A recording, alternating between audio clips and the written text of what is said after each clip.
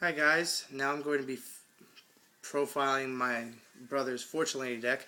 Same brother who runs the Samurai, not the same brother who runs the Black Wings. I have three, one of them doesn't play Yu-Gi-Oh! He prefers to spend his time on WoW. Yes, that is an insult to him, and only him if he sees the video.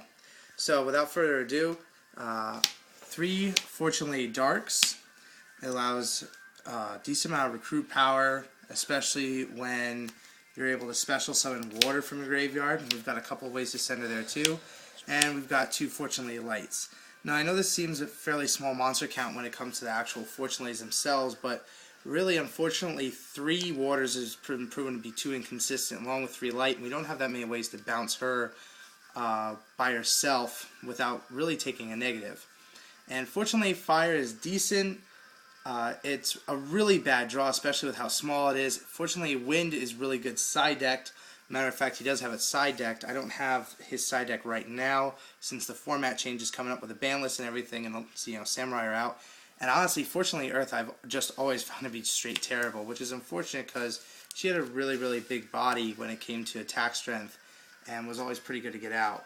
So for our pieces of removal, Caius, it lets you get rid of opposing threats if you absolutely have to. Get rid of Fortune Lady Light. This is another way to do it. 2400 attack, able to remove from play monsters, spells, or traps. And level 6 for good synchro fodder. You'll see I do have a couple of tuners in here. And just overall, a dark, so it works with the lure, works really well. He's also fodder for this guy right here, Chaos Sorcerer. He hasn't seen that much play lately in decks, mainly because there's been, a lot of earth monsters like with the sabers and plants I know are going to be teching in Chaos Sorcerer, the Chaos Plant variant, but I just haven't really seen him be used that much. But he, level 6, easy summon, remove a light and dark from play in the graveyard, and able to remove a monster, gets around your Stardust, gets around anything you weren't able to handle before, anything with 2300 or higher attack. Cyber Dragon is also very good. Light 5-star, 2100. Easy synchro material if you have to, easy tribute fodder if you really have to. Works really well. 2100 beers are always good, especially put your opponent in, back in the corner. It's a good recovery play, good way to beat out bottomless. We also have three Cyber Valleys. I'm aware that fortunately Light misses her timing with them, which is unfortunate, but it's always good to be able to bring, draw two cards if you have to, or even just for the stall aspect. I've actually stacked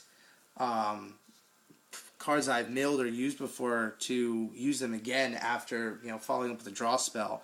So it's worked pretty well, at least for me. Level 1 light monster, if it somehow hits the graveyard instead of getting removed from play, like if somebody books it, not bottomless, but dark hole, torrential even, then they're taking a pretty high negative just for such a small monster to try and get rid of it, and then it just becomes Chaos Sorcerer fuel.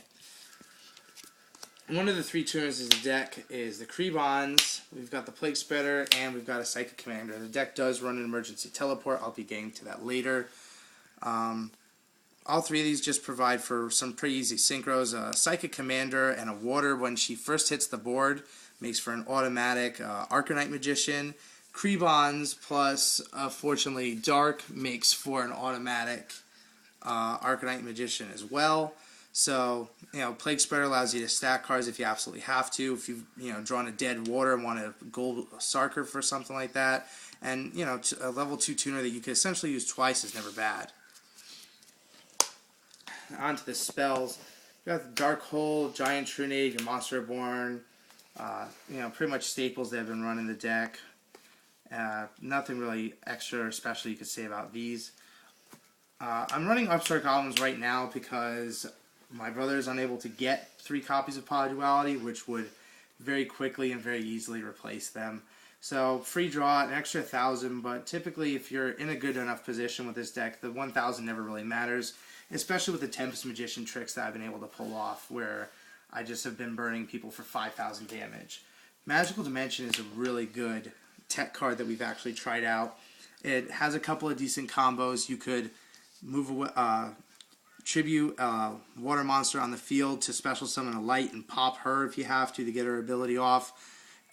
Due to timing issues, actually, if you use her, if you choose not to destroy a monster and send a Fortunately Light to the graveyard and summon a Fortunately Dark, you actually get to special summon off of Fortunately Light. So it's a good quick way to get out Fortunately Water and get your 2 draw cards, but you can't destroy a monster. Needless to say, if you have to destroy the monster, and you could attack for game, it's a very quick way to do that, even if you just want to get out Fortunately Water on the field. If there's another Fortunately and a weak Lady Light, and you have to pop a monster, you could do that and special summon a Water. If I'm not mistaken, her ability is mandatory, which allows you to get the draw off anyway.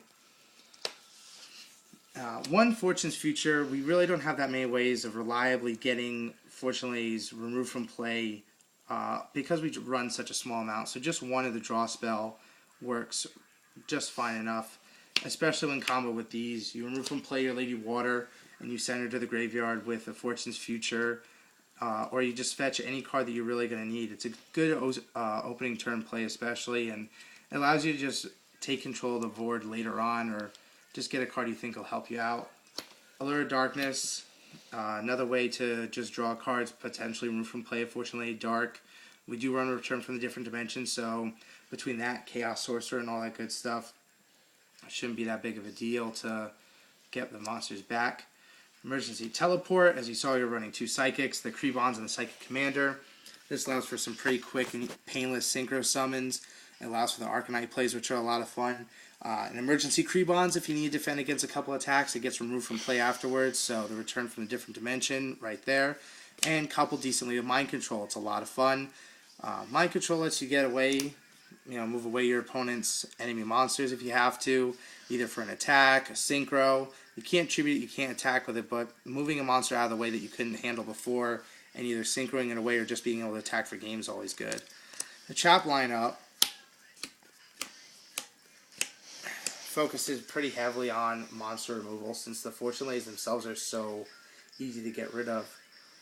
The Chap's done really is to protect against the opposing Solemn Warnings, since you're able to use that in the damage step, and it just makes the plays a lot easier. The deck can't really run Cold Wave since the high spell and trap card count, but it's pretty useful. Bottomless Trap Hole, naturally. Torrential Tribute is a lot of fun with the set Fortunately Light. Compulsory works rather fantastically. It can either bounce away a Lady Light if you have to be able to special summon, get rid of practically any synchro aside from Black Rose, which is probably blowing up the board, or Thought Ruler Arcfiend. And then Return from the Different Dimension has actually been a game-swinging thing.